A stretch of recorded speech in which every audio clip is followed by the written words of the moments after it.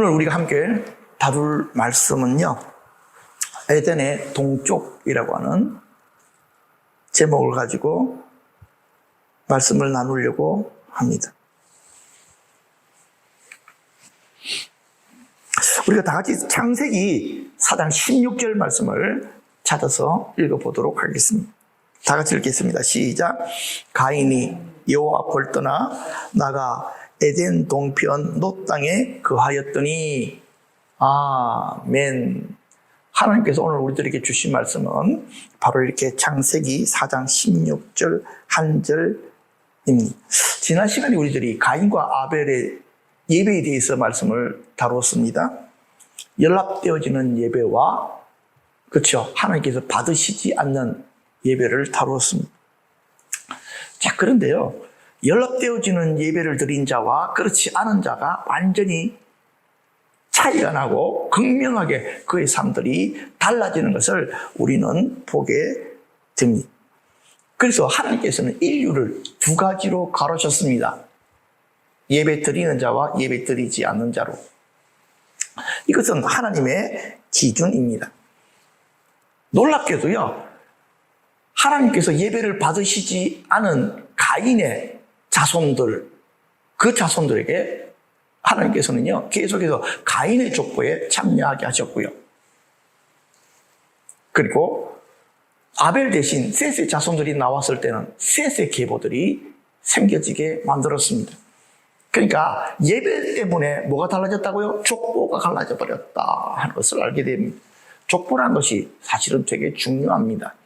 왜냐하니까 조상들의 유산을 바로 그 이름을 가진 자손들에게 이렇게 이어진다는 의미들이 있습니다. 영적인 족보는 더 중요합니다. 조상들에게 부어져 있는 기름 부음과 그 축복이 그 자녀손들에게 이어진다는 의미를 가지게 됩니다. 그렇기 때문에 세상에서 태어나서 가만히 보니까요, 제일 큰 복이 뭐냐니까 믿음을 가진 조상을 만난 복이 가장 큰 복이에요. 그러면 두 번째 복이 무엇인가? 조상들은 내가 그런 조상을 만나지 못했지만 내가 예수 믿어서 구원받고 나 때문에 내 자손들이 믿음의 계율에 들어오는 것, 이것이 두 번째 복이더라고요. 여러분들이 바로 이러한 원리들을 잘 이해를 하시고 여러분들 삶에 어느 계열로 이렇게 접속되는가 하는 것의 중요성들을 여러분들이 잘 인식하시면 좋겠습니다. 자, 오늘 말씀에서요, 여호와 앞을 떠나라고 하는 부분들을 좀 이렇게 살펴보십시다. 가인이 여호와 앞을 떠나. 여러분, 아담이 에덴 동산을 떠나게 된 것과 가인이 하나님 앞에, 하나님으로부터 떠나게 되어진 것은 비슷하게 보이지만 차원이 다릅니다. 아담은 쫓겨난 것이고요, 가인은 스스로 하나님에게서 멀어졌습니다. 그렇기 때문에 아담은 에덴 동산에서 쫓겨났지만 신앙을 버리지는 않습니다. 그래서 자기도 믿음 가운데 살았을 뿐만 아니라 그 자녀들을 예배 드리는 자들로 양육했던 것입니다. 그런데 가인은 스스로 여호와 앞을 떠남으로 믿음에서 떠나게 됩니다. 하나님을 떠났다는 말은요, 믿음에서 떠났다는 말이고 하나님과 관계없는 인생이 되어졌다 하는 이런 뜻입니다. 그래서 나는 하나님과 관계없어, 이제 하나님을 찾지도 않고 뭐하지도 않겠다, 예배 드리지도 않겠다. 그래서 이 이후로는요, 가인이 하나님께 예배 드렸다는 기록이 단 한 번도 나오지 않게 됩니다. 저는 이 가인에게서 탕자의 냄새가 나더라고요. 아하, 가장 첫 번째 탕자가 누구였느냐, 그러니까 가인인 거야. 누가복음 15장에 보면요, 어떤 사람에게 두 아들이 있었대요. 그런데 이 둘째 아들이 꼴통이야. 아버지의 유산은 아버지가 돌아가실 때에 유업으로 나누어 주는 것인데, 이놈의 새끼가 아버지가 정정하신데도 불구하고 아버지한테 뭘 요구했냐니까 내게 줄 분기 그 유업을 주십시오, 이렇게 한 거예요. 왜 그랬을까 생각을 해보니까 아버지가 모든 재산을 큰형한테만 몰아서 주면 안 되겠다. 그래서 미리 땡겨서 받아서 내가 써야 되겠다. 이렇게 생각을 한 것 같습니다. 그래서 이놈이 중간정산을 해가지고 아버지 재산을 가지고 떠나는데요. 성경을 보면 아주 재밌습니다. 어디로 갔느냐니까 먼 나라로 갔답니다. 가까운 나라로 안 가고 먼 나라로 간 이유가 무엇입니까? 혹시라도 사람들 보내가지고 자기를 간섭할까 싶어가지고요. 아예 소식도 닿지 않는 머나먼 곳으로 이 둘째가 도망을 가버린 것입니다. 그래서 이 둘째는 먼 나라에서 어떻게 살았을 것 같습니까? 지 하고 싶은 대로 허랑방탕하게 그렇게 살았습니다.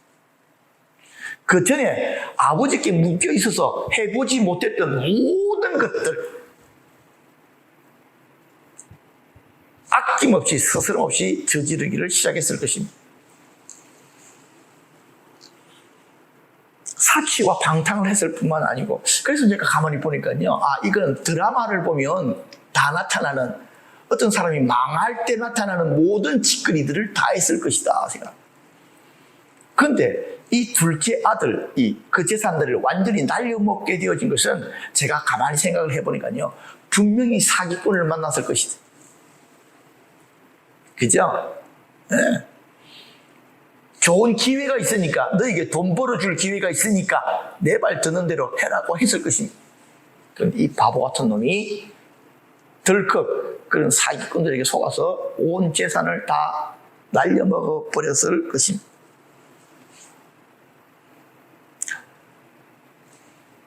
아버지를 떠나면요, 성공할 것 같죠? 근데요, 아버지를 떠나면 남아있는 것은 고생입니다. 아이들이 한번 그러잖아. 집 떠나면 고생이라고. 그래서 아이들로 하여금 집을 좀 떠나보게 해야 돼. 그래야 집의 중요성을 알게 되어지는 거예요. 가인이 하나님을 떠났으니, 하나님이 없어서 지가 노력하고 지가 애를 쓰면 그래도 사는 데는 지장이 없을 거라고 생각했을 것입니다. 물론 어떤 면에 있어서는 그 말이 조금은 맞습니다. 그러나 그가 하나님을 떠난 것은 아버지를 떠난 탕자와 다르지 않다는 사실들을 이해해야 됩니다. 자, 그런데 제가 여기서 무엇을 또한 발견하게 되어졌느냐니까 가인의 인지 부조화를 발견하게 됐습니다. 가인은 자신이 여호와를 떠났음에도 불구하고요, 창세기 4장 14절에 보니까 주께서 오늘 지면에서 나를 쫓아내셨다라고 이야기합니다. 그러면요, 여러분, 누구 말이 맞습니까? 어느 기록이 더 맞습니까? 가인이 하나님을 떠난 것입니까? 하나님이 가인을 쫓아내신 것입니까? 어떤 사람은 이렇게 해놨더라고요. 하나님이 가인으로 하여금 떠날 수밖에 없게 하였으니 겉으로는 가인이 간 것이지만 실제로는 하나님께서 쫓아보낸 것이다, 이렇게 이야기했습니다. 여러분들 이게 설득력이 있으십니까? 맞아, 그런 것 같으네. 아닙니다. 이거는 마귀에게서 나온 이야기입니다. 다시 정확하게 이야기합니다. 이것은 마귀가 본질을 비틀어 놓은 것입니다. 마귀의 말에도요, 설득력이 있다는 것을 이해해야 됩니다. 그런데 그 마귀의 말 밑바닥에는 속임이 들어있지만 사람들이 이 속임을 보고 분별할 만한 영적인 눈을 가지고 있지 못합니다. 여러분들이 지금 내 말 듣고도 좀 설득이 되잖아. 하나님이 가인으로 하여금 떠날 수밖에 없게 했는데 겉으로는 가인이 간다고 한 것이지만 실제로는 하나님이 보낸 것과 다르지 않다. 그런데 여러분, 정답은 무엇인 줄 아십니까? 가인이 여호와 앞에서 떠나게 만든 것은요, 죄입니다. 요거를 여러분들이 정확하게 인식하셔야 됩니다.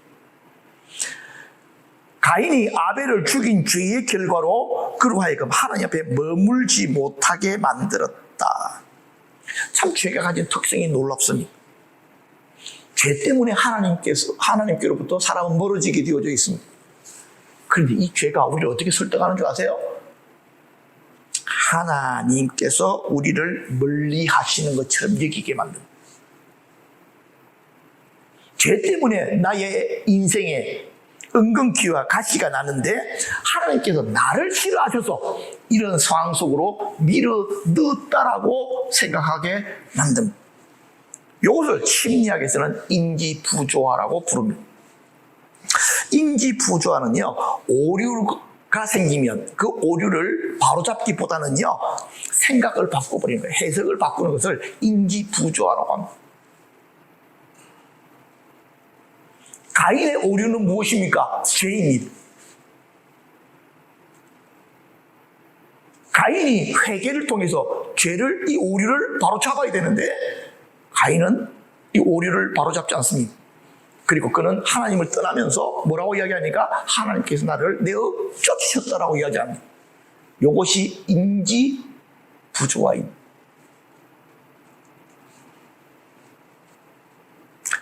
예를 갖다가 몇 가지 한번 들어보겠습니다. 인지부조예요. 이게 정확하게 써놨네요. 오류를 바로잡기보다 생각을 바꿔버린다. 이솝우화의 어느 더운 여름날 더위에 지치고 배가 고픈 여우 한 마리가 포도밭에 몰래 숨겨 들어갑니다. 포도송이가 막 맺혀 있습니다. 그런데 요놈이 너무 덩치가 작고 키가 작아가지고 포도송이에 닿지를 못합니다. 그걸 한번 먹어보려고 팔짝팔짝 뛰기도 하고 애를 써도 결국에는 먹지를 못하니까 이놈이 돌아가면서 뭐라고 이야기합니까? 이 포도주는 너무 쉬어서 못 먹어. 그렇게 하고 돌아갔다는 것입니다. 이것이 자기 스스로를 속입니다. 사이비 잔치에서 일어난 일을 하나 말씀을 더 드릴게요. 이거는 우리나라에서도 그렇지만 1950년대 미국에서 한 사이비 교주가 자신의 신으로부터 계시를 받았답니다. 어떤 계시를 받았냐니까 조만간에 미국에 큰 홍수가 나게 될 것이고 모든 사람들이 다 죽게 될 터인데 나를 믿는 자만 하나님께서 보내신 비행 접시를 타고 구원을 받게 될 것이라고 이야기했답니다. 이 허황된 이야기를 사람들이 믿었대요. 그래서 온 재산을 다 갖다 바치고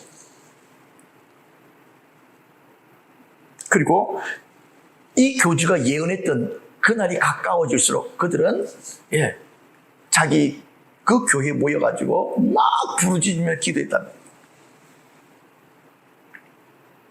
그런데 말입니다. 그 교주가 예언했던 그날 미국이 홍수가 나가지고 미국 사람이 다 죽었을까요? 그리고 그날 하늘로부터 비행접시가 날아와서 그 사람들 태워서 갔을까요? 구원했을까요? 일어나지 않았습니다. 그렇죠? 그러면 그 교주가 어떻게 했을까요? 그 다음에 퀴즈.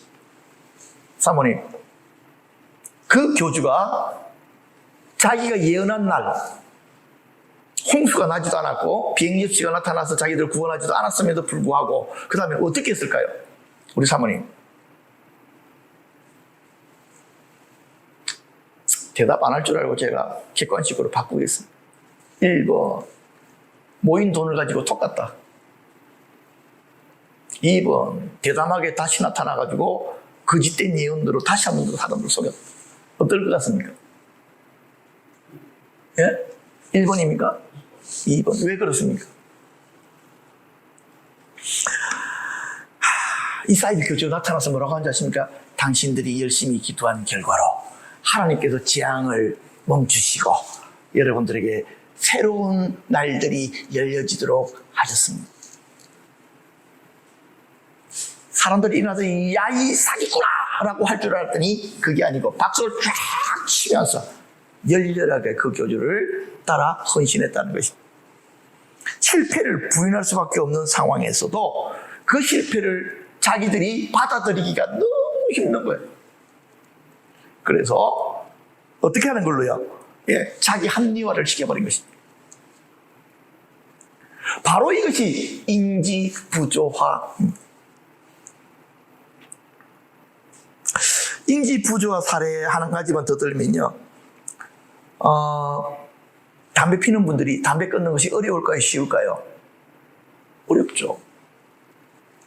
담배 안 피던 분들은 에이 그 담배 못 끊어 그러지만요, 담배 피는 사람들은 담배 끊는 것이 어렵습니다. 왜냐하니까요, 담배 때문에 중독이 되기 때문에, 니코틴 중독이 돼서 그래요. 그러니까 담배를 안 피면, 담배 안 피워야 되겠다고 안 피면 몸 안에서 금단 현상이 나타나가지고 담배 안 필 수 없도록, 담배 생각밖에 안 나도록 이렇게 만든다는 거예요. 그래서 자기도 모르게 마음은 담배 안 피워야지 하지만 손은 벌써 담배로 가가지고 피고 있더라는 것입니다. 이것이 니코틴 중독입니다. 중독이라는 사이클이 아주 재밌습니다. 그런데요, 전문가들은요, 중독적 사고 때문에 담배를 끊지 못한다 그렇게 이야기한답니다. 여기에는요, 아주 재미있는 인지 부조화의 구조가 딱 숨겨져 있습니다. 한번 보십시오, 여러분. 나는 담배를 핀다. 두 번째, 담배를 피면 암에 걸린다. 세 번째, 그러면 담배 피는 나는 무엇인가? 이렇게 되는 거예요. 요 점점점이 인지 부조화가 시작됩니다. 담배를 피면 내가 암에 걸린다고 하는데도, 그러면 내가 담배를 피는 이유는 무엇인가? 이렇게 되는 거예요. 그래서 이 문제에서 벗어나기 위해 가지고요, 4가지 중 한 가지를 한답니다. 첫 번째는 인지 수정. 나는 담배를 많이 피는 것이 아니다라고 자기 스스로 생각을 바꾼다는 거예요. 에이, 나는 그래도 진짜 골초들보다는 그렇게 담배 많이 피는 거 아니야. 두 번째로는요, 인지 중요성을 약화시켜버린대요. 무슨 말이냐면, 담배 피는 것이, 담배 핀다고 해가지고 꼭 암 걸리는 거 아니야. 왜? 옆에 보면 골초가 있는데 그 골초 암에 안 걸리고 잘만 담배 피더라. 이렇게 그 중요성만 이렇게 약화시켜버린다는 거예요. 세 번째는 인지 추가. 내가 담배를 피워도 운동을 열심히 하면 암에 걸릴 가망성이 훨씬 떨어질 거야. 사실은 뭐가 필요합니까? 네 번째, 행동을 수정해야 됩니다. 담배를 안 피워야 되는 것입니다. 근데 요 밑에 숨어 있는 것이 뭐냐니까 인지 부조화예요.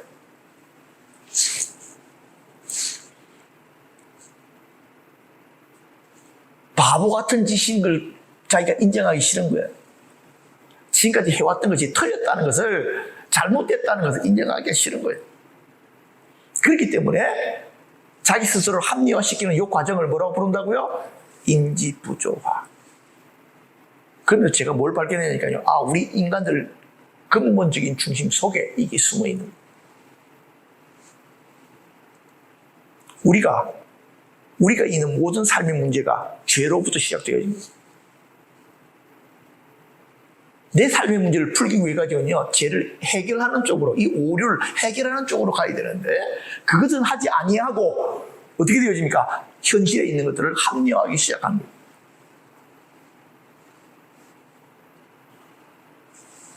그래서 맞아, 우리가 인류 전체가 아담 이후로 인지 부조화의 상태에 빠져 있구나. 그러려면 어떻게 치유를 받아야 될까? 그러니까요, 그 치유가 어려운 데 있는 것이 아닙니다. 어디 있다고요? 하나님의 말씀 가운데 있다. 하나님의 말씀은 살았고 운동력이 있어 우리를 어떻게 하십니까? 수술하십니다. 우리의 거짓과 우리의 합리화와, 그렇죠? 우리의 탓하는 이 모든 것들을 끌어내십니다. 네 본질적인 문제 안으로 네가 들어가야지. 네 속에 있는 죄가 끊어져야 돼. 다루시는. 죄가 어디 있습니까? 우리 본성 안에 있는 거예요.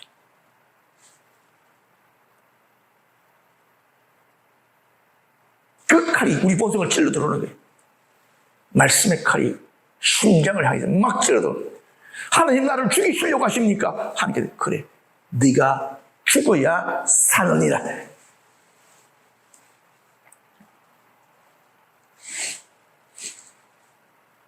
우리가요, 본질적으로 이런 인지 부조화들을, 이 질병을 안고 있습니다. 그래서 어리석으면서 깨어나지 못해. 그래서 하나님께로 돌아가지 않으려고 하는 것입니다. 예전에 동쪽 노땅, 아담 이후의 인류의 삶은 에덴 동편의 삶입니다. 인생의 모든 문제가 에덴 동편에서 시작됩니다. 이 문제 해결은요, 에덴으로 돌아가야지만이 해결이 됩니다. 그런데 에덴으로 돌아가려고 하지 아니하고 많은 사람들은 어떻게 합니까? 네, 자기가 살고 있는 땅에서 어떻게 해서든지 자기의 삶을 에덴에서처럼 살아보려고 몸부림을 칩니다. 이것이 인지부조화입니다. 그런 일은 일어나지 않습니다. 삶의 목적이 행복이야. 에덴과 같은 삶, 에덴 속의 삶을 살고 싶어. 그런데 현실적으로 부단히 노력을 해요. 그런데 어떻습니까? 그것이 어찌로 가요. 그러다 보니까 타락이 시작하는 거야. 하나님의 탓, 사람 탓, 돈 탓, 환경 탓. 이게 인지부조화에서 나옵니다. 존 스타인백이 쓰고 제임스 딘이 주연한 영화 에덴의 동쪽. 사모님 이 영화 봤습니까? 안 보셨을 것 같아요. 당연히 우리 집사님도 안 봤죠? 이 영화가 오래된 영화이지만은요, 안에 있는 내용이 성경을 바탕으로 해서 그렇게 만들어진 것입니다. 아담이 에덴에서 쫓겨난 이후에 일어난 일을 현대적 관점, 특히 미국의 상황으로 바꾸어 놓은 것이 바로 이 영화입니다. 이 영화에는 이런 내용들이 나옵니다. 1917년 캘리포니아 한 농장에서 아담 트라스크라는 사람에게 두 아들이 있었답니다. 큰 아들의 이름은 아론, 아주 신실하고 신앙심이 힘이 좋습니다. 둘째 아들 이름은 칼입니다. 이 칼은 성격이 거칠고 언제나 불만이 가득한 반항아였습니다. 그런데 이 아담의 아내 케이트가 둘째 아들을 낳고 나서 집을 나가가지고 다른 남자와 불륜의 관계를 맺고 결국에는 술집을 운영하면서 그렇게 살아갑니다. 그래서 이 아담 트라스크는요, 자기 엄마는 죽었다고 아이들에게 이야기를 하고 두 아들들과 살아가게 됩니다. 그런데 둘째 아들 칼이 크면 클수록 자기 엄마를 꼭 닮은 거예요. 하는 짓거리가. 그래서 이 아담 트라스크가 이렇게 생각합니다. 그 엄마의 더러운 피, 타락한 피가 저 아이에게 흐른다고 그 아이를 되게 미워합니다. 거기에 비해서 큰아들 아론은 너무 성실하고 믿음 좋고 헌신적인 큰아들만 편애하게 됩니다. 그렇게 됨으로 말미암아 둘째 아들이 아버지께 계속해서 반항하는 삶을 사는 이 모습이 바로 에덴의 동쪽에 나타나는 동쪽의 내용입니다. 그런데 이 영화가 성경을 배경으로 했다고 하기보다는요, 가만히 보면 마귀적이라고 하는 사실을 발견하게 됩니다. 성경에서 나타난 내용처럼 해놨지만 바꿔놓은 거예요. 뭘 바꿔놨습니까? 첫 번째는요, 성경에는 가인이 첫째 아들이고 아벨이 둘째 아들이죠. 여기서는요, 칼이라고 불리우는 아들이 둘째 아들이야. 이것이 제임스 딘이 주인공으로 나오는 그 내용입니다. 그리고 성경에서는 아벨이 주인공이에요. 가인은 사실은 주인공이 아닙니다. 그런데도 불구하고요, 영화에서는요, 칼이 주인공입니다. 이 영화가 나왔을 때 미국 젊은이들이 열광을 했습니다. 그리고 별 이름 없었던 제임스 딘이 일약 히어로가 되어져 버렸습니다. 왜 그랬을까? 왜 미국 젊은이들이 이 제임스 딘에 홀딱 미쳐버린 것일까? 그것은 미국이 가인의 나라였기 때문에 그렇습니다. 겉으로는 아벨의 나라라고 하는데 아니야. 가인의 나라가 맞습니다.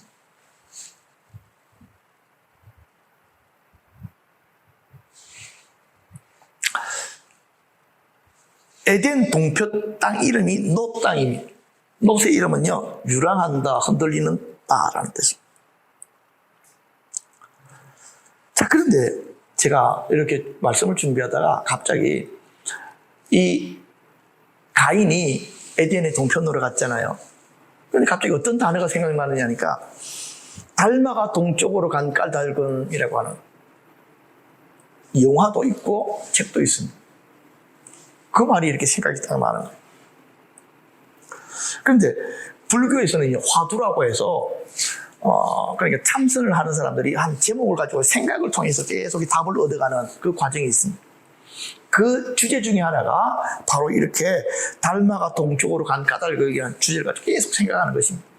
그런데 이 화두에 역사적인 배경이 있는데요. 어떤 역사적인 배경이냐면 이런 거예요. 6세기 인도의 왕자였던 달마 대사가 불교를 중국에 전하기 위해서 동쪽으로 이렇게 여행을 하게 됩니다. 그래서 그때에 중국의 양나라에 가가지고 황제를 만나가지고 불교를 전했는데 양나라 황제가 불교를 받아들이기는커녕 이 달마를 갖다가 감옥에 가둬버렸습니다. 그것도 토굴 감옥에다가 가둬버린 거예요. 그런데 이 토굴에서 달마가 9년 동안 면벽 수술을 하다가 도를 깨닫게 됩니다. 불교에 득도하게 됩니다. 그렇게 해가지고 결국에는 선종을 창시하게 됩니다. 그렇다고 하면 정답은 무엇입니까? 달마가 동쪽으로 간 까닭은 무엇입니까? 득도하기 위해서. 맞습니다. 그래서 중들이 벽 앞에 앉아가지고 면벽수술하는 것입니다. 달마가 도달한 그것에 도달하는 것. 달마가 부처가 도달한 그 지경에 도달했다고 말하는 것이고, 너희들도 달마처럼 결국에는 면벽수술을 통해서 도달하라는 것입니다. 그래서 중들은 항상 이 선종에 있는 중들은 기간을 가지고 면벽수술을 들어갑니다. 자, 그러면요, 이제 성경으로 돌아와가지고 가인이 동쪽으로 간 까닭은 무엇입니까? 가인이 동쪽으로 간 이유는 무엇이죠? 그 보면요, 땅 이름에서 답이 나옵니다. 유랑, 흔들리는 땅, 이렇게 되어져 있는데, 그것은요, 이 가인이 에덴의 동쪽에서 뭐 하고 싶었겠습니까? 정착하고 싶었고요, 안식하고 싶었습니다. 참 놀라운 게 이겁니다. 에덴 동산을 떠나서 에덴 동산과 같은 곳을 만나고 싶었다는 소리입니다. 그런데 그가 간 땅에서는요, 에덴 동산을 발견할 수 있습니까? 없습니까? 없었다는 것입니다. 그래서 그는 뭐 할 수밖에 없었고, 유랑할 수밖에 없었고, 정착할 수가 없었다. 지금 그렇게 성경에는 말씀하고 계십니다. 가인이 하나님을 떠나 안식하고 편안한 삶을 살겠다고 생각하는 것 자체가 인지부조화입니다. 그것이 착각입니다. 그런데도 불구하고 가인은 계속해서 이렇게 이야기할 것입니다. 나는 행복을 찾아 떠나는 거야. 나는 어디인가 행복이 있을 거라고 나는 믿어.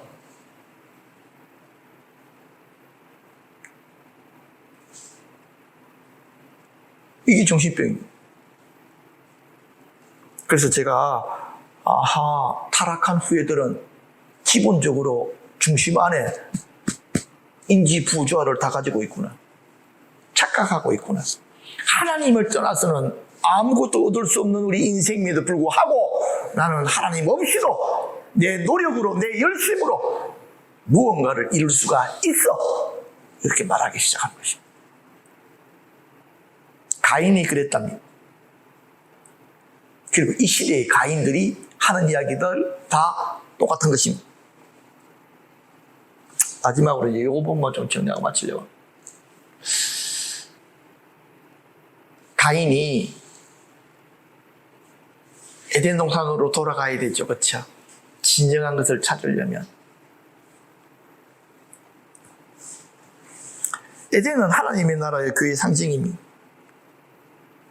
반대로 세상은 롯과 같습니다. 노세 있는 사람들에게 우리들이 전해야 될 이야기는 무엇입니까? 그것은요, 아버지가 기다리신다는 것입니다. 제가 이 가인이 탕자라고 말씀을 드렸죠. 근데 탕자의 비유 뒷부분에 가니까 이런 말씀이 있더라고요. 이에 일어나서 아버지께로 돌아가니라. 아직도 거리가 먼데 아버지가 그를 보고, 전 이 구절을 보고 깜짝 놀랐습니다. 왜냐니까요, 그때 탕자의 모습은요 완전히 거지 새끼예요. 오랜 먼 나라로 갔다가 걸어서 거지 짓거리를 하면서 그렇게 노숙자처럼 살아서 아버지께로 온 거예요. 근데 그 아버지가 멀리서도 봐서 알았대. 근데 사실은 가까이에서도 보면 모를 얼굴이야. 왜? 수염 깎지도 않지, 씻지도 않지, 옷은 더러워질 대로 더러워져 있지. 사람들은 가까이에서도 그를 알아보지 못하게 되어져 있어. 근데 아버지는 멀리서 알아본 거예요. 왜 그랬을까요? 아버지는 날마다 높은 데 올라가서 그 아들이 돌아올 것을 계속해서 기다렸거든.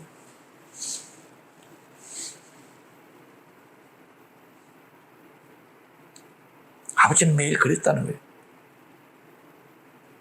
그리고 그 아들이 분명히 망해서 돌아올 것도 알고 있었거든.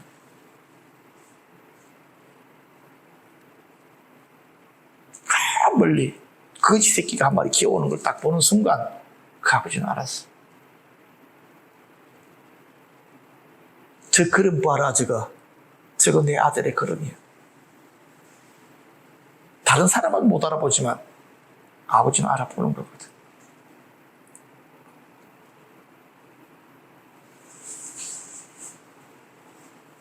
그러니까요, 둘째는 어떻게 생각했냐면 이렇게 생각해요. 내가 아버지의 산 다 날려먹고 이런 모양으로 살아가니까 아버지께서는 절대로 나를 받아주시지 않을 거예요. 아버지 나를 정말 미워할 거예요. 뭔가 성공해서 아버지 앞에 돌아가서 떵떵거리고 싶었지만, 근데 이게 다 착각이야. 아버지는 그거 가지고 있든지 없든지 아무 상관이 없어. 아들이 돌아오는 거예요. 참 우리가 복음 전하는 게 이런 거더라고. 하나님께서는 당신이 돌아오기를 기다리고 계십니다. 하나님께서 여러 모양과 여러 일들로 당신에게 말씀하셨지만 당신이 못 알아들었던지 고집을 부리고 돌아오지 않기 때문에 하나님께서 나를 통해서 당신에게 이 시간 말씀하고 계십니다.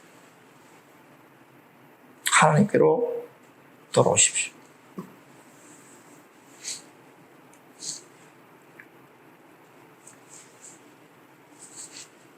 자, 우리가 다 같이 이 뒷말씀만 다 같이 한번 읽고 마치도록 하겠습니다. 시작.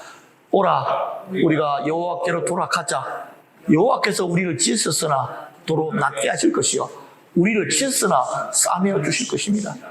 여호와께서 이틀 후에 우리를 살리시며 셋째 날에 우리를 일으키시리니 우리가 그의 앞에서 살리라. 그러므로 우리가 여호와를 알자. 힘써 여호와를 알자. 그에 나타나시면 새벽빛같이 어김없나니 비와 같이 땅을 적시는 늦은 비와 같이 우리에게 임하시리라 하니라. 아멘. 사실은 제가 오늘 말씀을 준비하면서 사실은 그 가인의 자손들 전체를 다루다가 이 한 절에 꽂혀가지고 그렇게 말씀 준비하고 나누게 되었습니다.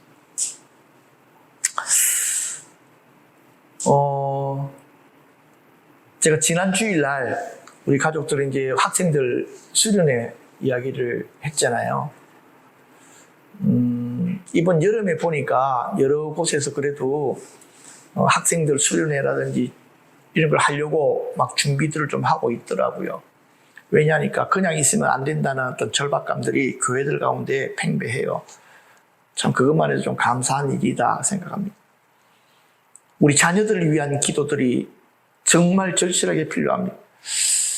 그래서 제가 이번에 우리 학생회하고 주일학교를 보면서 느낀 게